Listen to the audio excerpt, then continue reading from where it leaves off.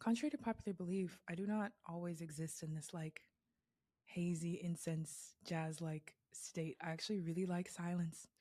I like as silent as the house can possibly be. Hi. I have lemon, ginger, basil tea. Ooh, with orange blossom honey from the farmer's market because I finally got my ass up and got food. I don't know how long it's been since I've grocery shopped. Weeks? I have no clue. I'm having a onesie day, which is a day where I can't really handle new textiles. So I'm just existing in like something fuzzy. Usually it's my pink onesie that's currently in Sierra Leone, and I'm not in Sierra Leone right now. So forgive the fact that I'm very much not dressed. I have tried and failed to create like paywall specific content. For one, actually, let me just get some beef off my chest. If I can hate the word content, I hate that shit. So I am not a machine for entertainment. I'm a person. What I'm doing is journaling in public. What I'm doing is like chronicling my life in public, storytelling in public. I'm keeping my own archives and making them publicly accessible and available. It's not content. That's such a nothing word and I fucking hate it. I don't know if I want to call this art necessarily, although I think that there's some art to journaling, but it's really about the process of archival. Um Here's the note that I have because I have notes. The first note that you can't see says blueprint keeping.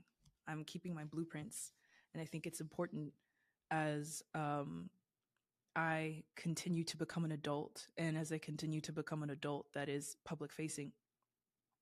So I wanted to talk about why I have failed at this before, and why I don't actually think that I have the option to keep failing in this regard.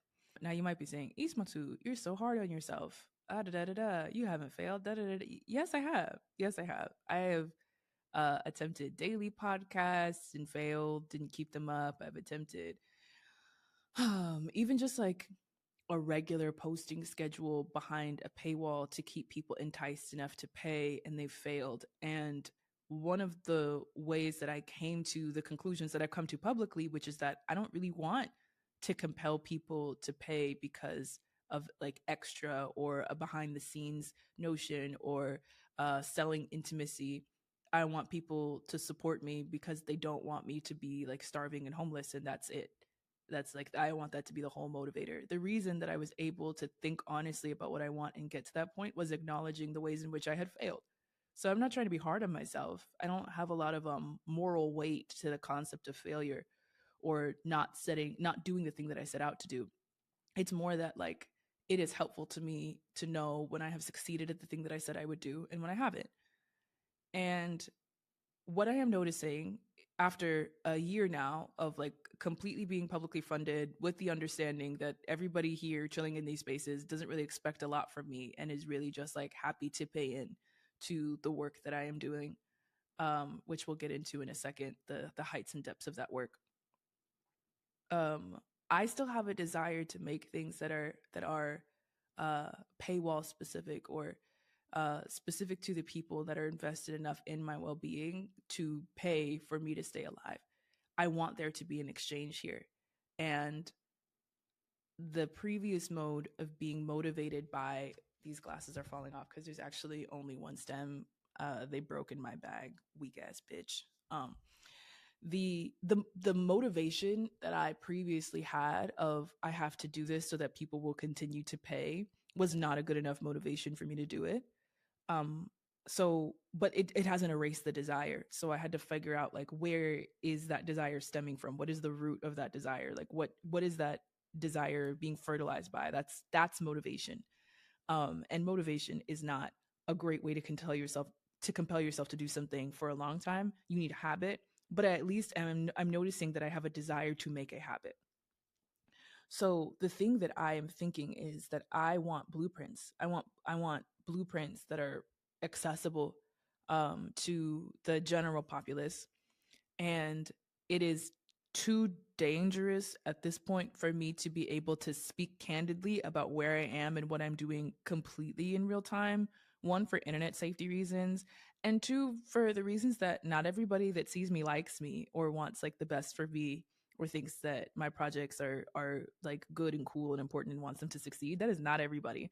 That's probably you watching this, but it might not be. I know people that hate watch people on the internet, and that shit terrifies me. I have never been compelled to do that, but like I have to be cognizant that that is it would be foolish for me to act like that's not the case and that I'm some like magic exception. I'm I've become like acutely aware of the stage in the past couple months or so, like 8 months, basically since Baba died and I had to be a part of his social media eulogies, this thing that I had been fearing the day that I was going to log on and like see like Twitter or whatever blanketed in, rest in power, Sekou Odinga. I had to be a part of that because people knew that we were close. People were already giving me their condolences in the comments, and way more people that watch me only know of his existence because of me. So like I'm the person that's supposed to say, hey, he died. That made me so aware of the fact that I'm being perceived. It made me so aware of the stage. I call it the stage, trademarked. um and here were these like fears that bubbled up again, which I don't want to sell intimacy. That feels like sex work, and that's just not the relationship that I want to have with anyone watching. I don't want to feel I don't want to give people the false idea that they know me more because they've paid for the privilege to. That's just not true. And I also at the end of the year, did y'all know it was December? Why didn't anybody tell me it was December? It's crazy. At the end of the year, I'm finding that I'm still in these cycles of like burnout and exhaustion, except for my periods of burnout are getting longer and longer because I'm doing the job of like five people by myself. I handle all my communications, I handle all of my various projects, the administrative work and the on the ground work, and I write, produce, publish, edit, and promote all of the things that you may or may not know about. It's too much for me to do by myself. And part of burnout for me is that my I am so autistic. There's a note here that says I am so autistic, LMFAO. So I go nonverbal. I don't have a desire to see anyone. I don't want to talk to anybody. I don't want to be on the phone. I don't want to answer texts. Like I can't do it. In working in communications, the first place that I'm burned out is communication, but then that's like really tumultuous for like my family and friends who want to know how I'm doing, and for like projects that need or would like updates from me as to how things are going on my side. Like I get to a point where I'm just like, if I see a WhatsApp notification, I'm going to chuck my phone into a brick wall. So then I just like dissolve into ether, and then I blink, and then like 2 months have passed. This isn't sustainable. This is not a good way of going about things. I want to be in the habit of recording my thoughts, even if it isn't like live, even if it isn't like on a phone or within an email, even if it isn't as productive, I'll say, as I would like it to be, because the process of recording my thoughts, whether like online and video in written form, is really helpful for the process of review and tracking my growing and changing. Not just for me either. Like I am in the regular habit of journaling. Lots of people on Substack, that site that I used to be on, mashallah, I'm so happy to not be there anymore. um Lots of people on Substack have said that Substack is just like where they go to journal. My journals are where I go to journal. I don't ever skip. Just like people don't skip, like I do not skip journaling, and that's a good thing because I can't remember most of this year. If you asked me what I was doing in March of this year, I would not be able to just like tell you. If you asked me what I was doing in July or in October, it's December. I could not tell you where I was or what I was doing in October off the top of my head. I would have to go look. We see how that's a problem. So in transferring my Substack, the essays and the entries that I had written on Substack, so many of them are just like me learning about my life and documenting the process of learning about my life. And I find it helpful. Like I am like, I am so happy to have a record of this because there's no way that I can't even tell you what I was doing 2 months ago. I can't tell you what I was doing or thinking or feeling 2 years ago. I have no clue. So I'm happy to have this and I'm happy to have a record of what I wanted and wished to share publicly. It's so helpful. I've been slacking on my blueprint record keeping because of this fear of selling intimacy, and I don't want to do that, and because of this like distinct awareness of the stage that I'm being watched and that I'm being perceived and that I cannot control how people receive me, and that the vast majority of people that are watching me, I will never know how they feel or how these words impact them. I will never know. Most people, even if they watch it, will like, take what they want to take, move on with their own lives, and I'm here performing. This is a performance. It's just a performance that I'm doing in my robe and my bonnet and my askew glasses. I don't think that performance is bad. I don't think performance is a bad thing. There's something like artificial in this tea, and I think it might be the honey, which is so sad. I think that orange blossom flavoring might be uh mm, that is so sad. Okay. I don't think performance is a bad thing. I think I just need to be explicit about the fact that I'm performing. In reality, if there's a camera on me, I am cognizant of the fact that I am being watched. Even in this home that I'm staying in, I'm in the United States, which means that I'm not. I don't have an apartment in the States anymore. So I just got an Airbnb, and there's a Google Home here, and I'm cognizant of the fact that I'm being listened to. So anytime that there's like a camera on me or a microphone on record, I am performing. I think it's going to be helpful for you to remember that this is a performance, and that means that I can set and communicate the terms of that performance. Um, there's an artist called Nima, calls herself a guerrilla theorist. I don't even want to say calls herself, is a guerrilla theorist, and her work inspires mine a lot. She has a really beautiful artist statement on her website that talks about the fact that Take Back the Internet, which is her at, is a performance, is a public performance that is meant to do, this, that, and the third. And I was like, obviously I should do that. Obviously I should do that. I don't think I need to be afraid of the stage or afraid of perception. I think that I need to be cognizant of and also explicit about the fact that this is a performance, no matter where you're encountering me. I also don't want to limit these blueprint keepings just to people who can pay US dollars for them, because that excludes like a majority of the world. And there are so many people who are watching this that are in places where any amount of US dollars is untenable. So I will make all of these free quarterly. You're just going to get like a quarterly drop of everything that I was doing in like quarter 1, 2, 3, or 4 of the year. The reason that I feel there's still a question here, which is, Ismatu, why do you need to do it in public? And I think that's because I'm supposed to. Like, this is where we get real woo woo. Sorry. But I think that there are some callings on my life that are just quite frankly bigger than me. And one of them is being a public example of what it might look like to navigate adulthood differently under capitalism, both in the ways that, like, we've been taught unilaterally, like, everyone more or less has heard, life isn't fair. That's just what we have to do. That things are just the way that they are. For clinicians, that looks like, no, even though you want to have things for free and healthcare should be free, you can't do it because this, that, the third. you know One of the reasons that I felt a desire, a strong, it wasn't even desire, it was like it was a pounding headache. I felt a headache and insomnia until I relented to the idea that I shouldn't charge for therapeutic services, or shouldn't really charge for anything.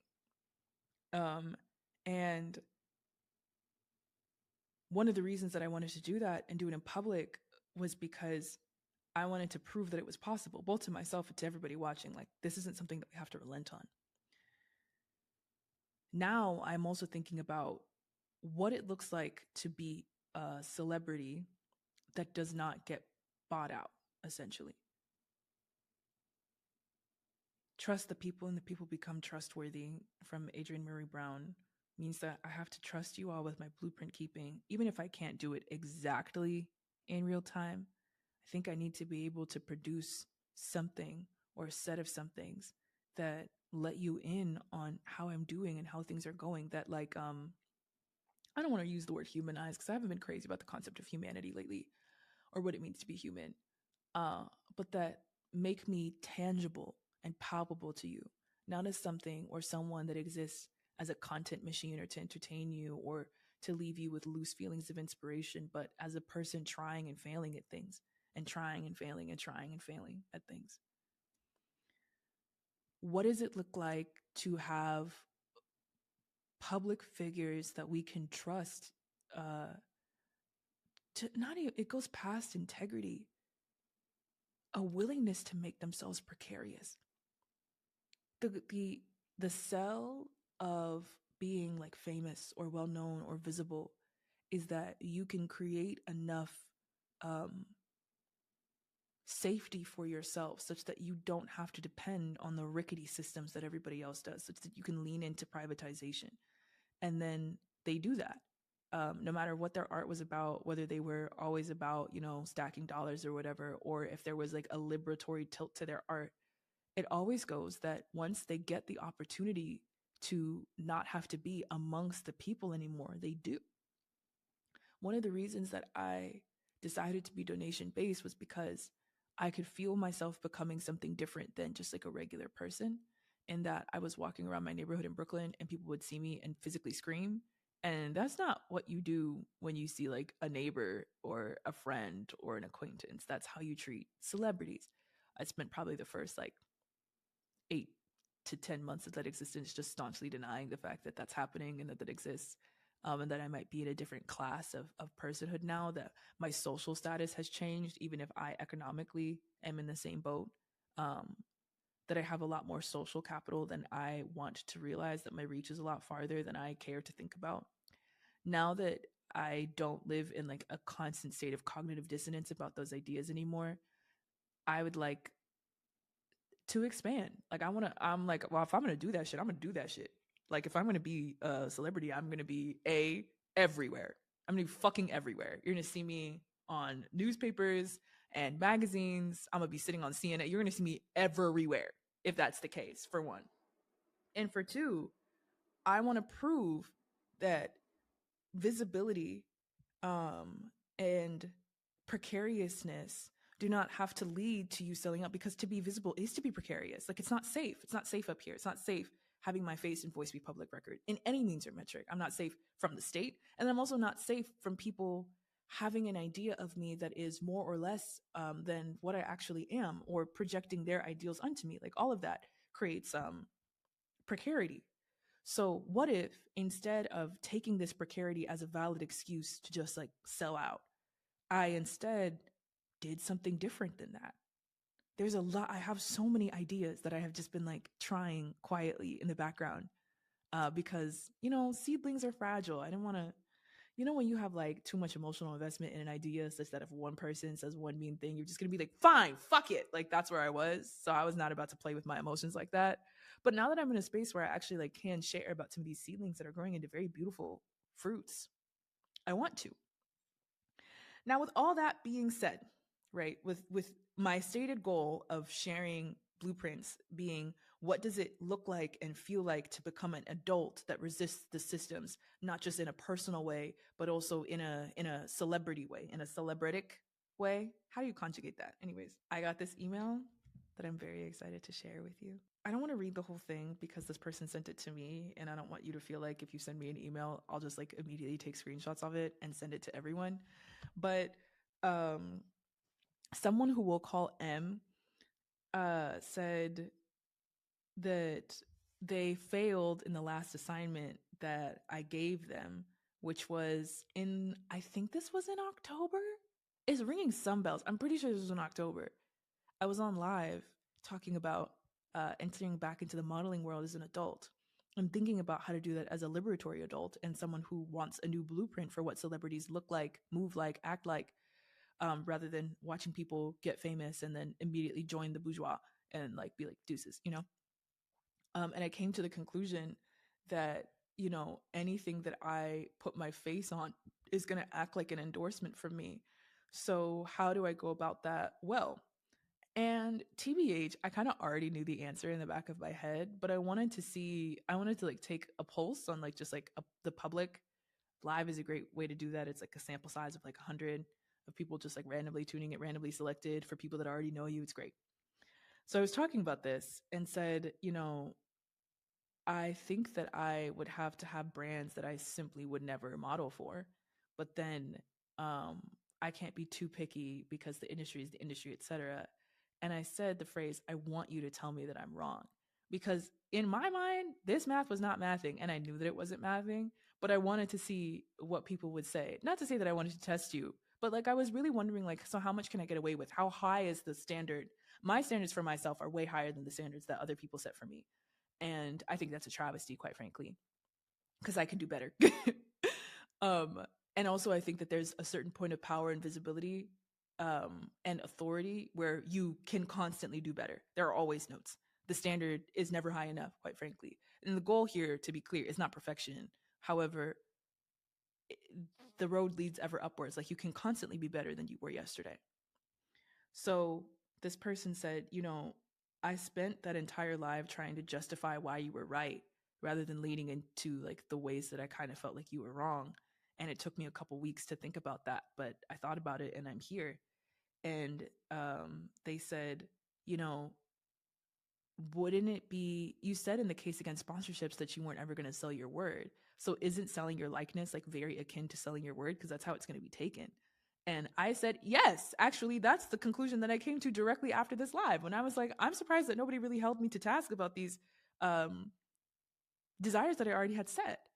I don't think I can ever do a print advertisement. Like, I just can't see it. And I can't imagine someone like a Fannie Lou Hamer in an advertisement for anything. Like, it just doesn't make any sense. I don't know that I would ever do that. Now, I am not against commerce and I have things that I have a desire to sell. Um, However, that's not me selling my word. I've done a thing and now here you may purchase it if you wish to.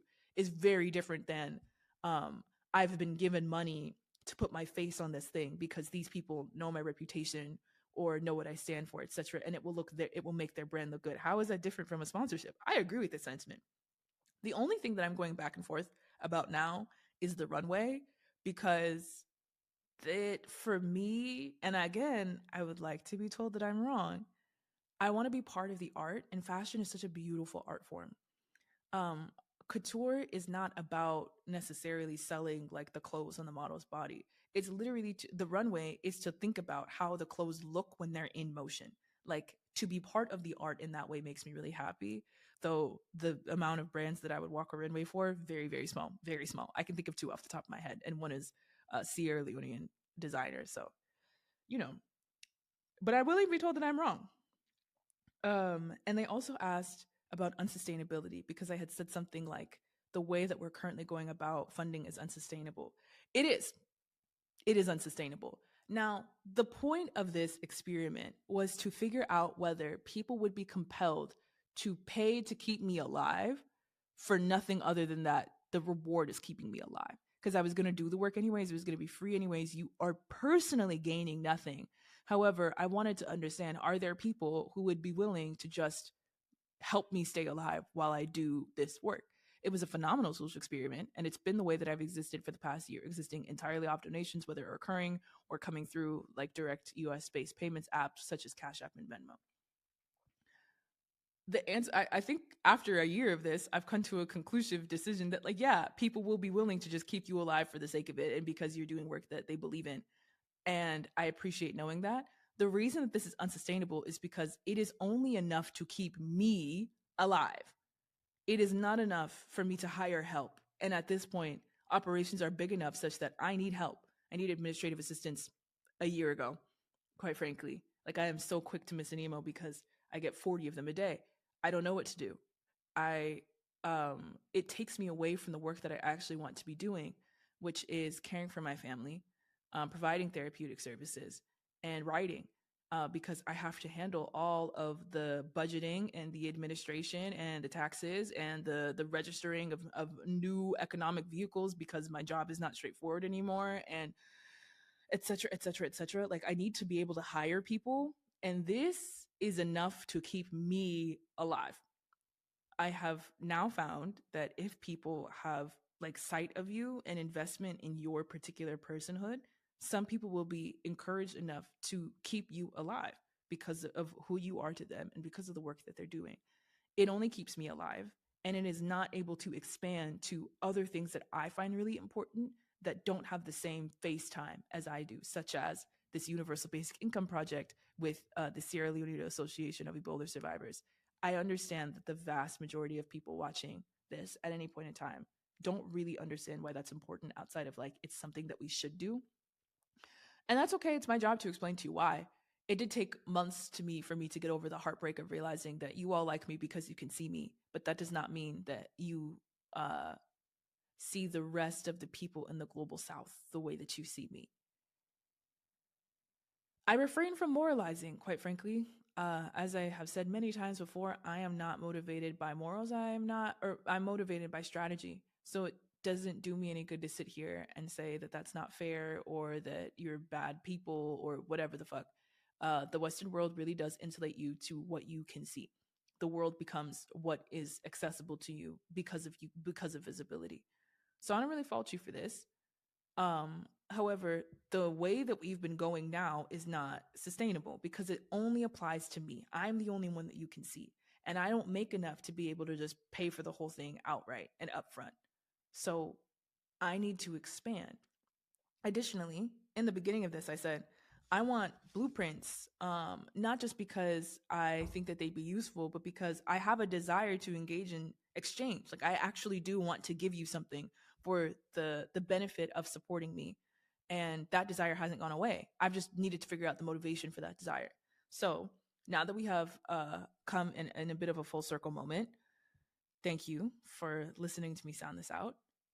This isn't very sexy. It's just, like thought work. But this is the thought work that goes behind the products that you see, not the products, the fruit that you see at the end of these thought trains. So I'll edit this such that it's a little less clunky.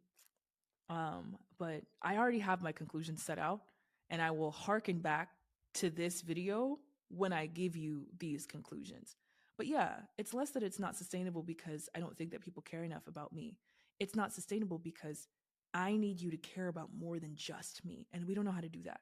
So that's a skill that I have to teach you, but I also don't have time to keep burning out in the process of teaching it to you. I need to give people some incentive to give some money. That's all right. Not a moral thing. And I'm honestly happy to be participating in exchange. This tea is really disappointing. Let me look at this honey because I feel like someone's lying to me. I feel like it is the honey. I feel like this is artificial. I feel like the orange blossom in this honey that I bought is artificial. And I'm so sad about that. Anyways, have a good day.